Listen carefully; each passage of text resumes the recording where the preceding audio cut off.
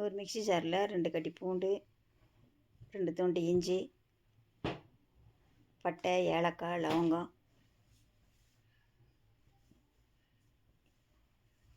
எல்லாம் போட்டு அதோடு அரைச்சி வச்சிடணும். அதுக்கப்புறம் அதை எடுத்து வச்சுட்டு 4 தக்காளி எடுத்து அதுவும் அரைச்சி வச்சுக்கணும். அப்புறம் வானொலியில் இதை வச்சு வானொலியில் குக்கரை வச்சு பிரிஞ்சி இலை,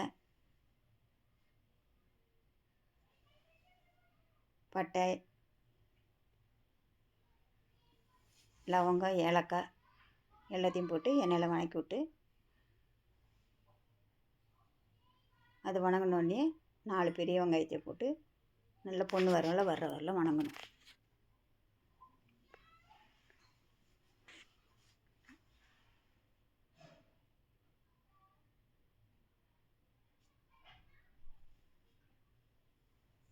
அது வணங்குறதுக்குள்ளே மிக்ஸி ஜாரில் அரை மூடி தேங்காயை அரைச்சி பால் புழிஞ்சு எடுத்துக்கணும்.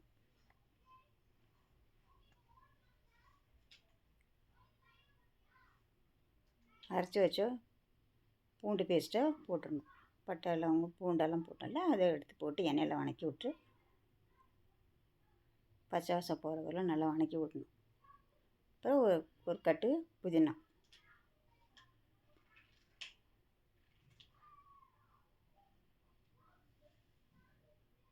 அரைக்கட்டு கொத்தமல்லி,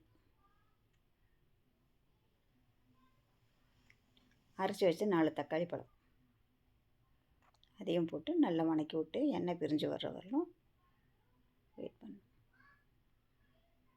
எல்லாம் வதங்கணுன்னு ஒரு கரண்டி மிளகாத்தூள், உங்களுக்கு தேவைன்னா இன்னும் கொஞ்சம் போட்டுக்கலாம். நீங்கள் மஞ்சத்தூள்,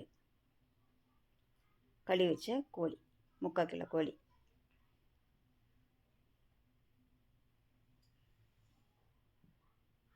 அதுவும் போட்டு நல்லா வதக்கி விட்டு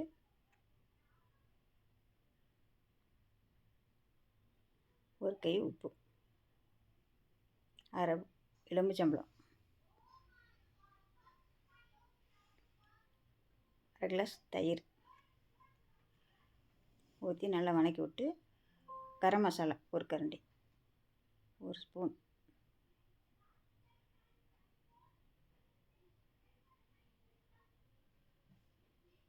வதங்கினோடனே 1/2 கிலோ ஊற வச்ச அரிசி, நான் நார்மல் அரிசி எப்பவும் போட்டுறது தான் போட்டிருக்கேன், சாப்பாட்டு அரிசி. உங்களுக்கு வேணும்னா நீங்கள் பாசுமதி அரிசினாலும் சீரக சம்பா அரிசினாலும் போட்டுக்கலாம்.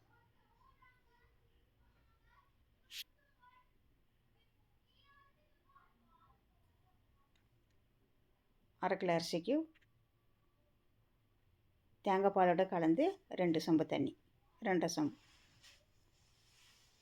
2 1/4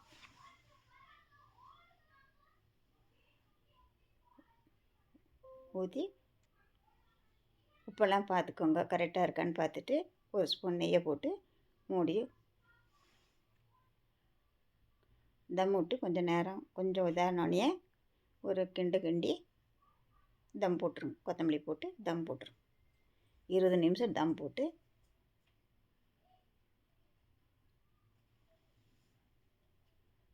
20 நிமிஷம் கழித்து எடுத்து பார்த்தா குக்கர் தம் பிரியாணி ரெடி.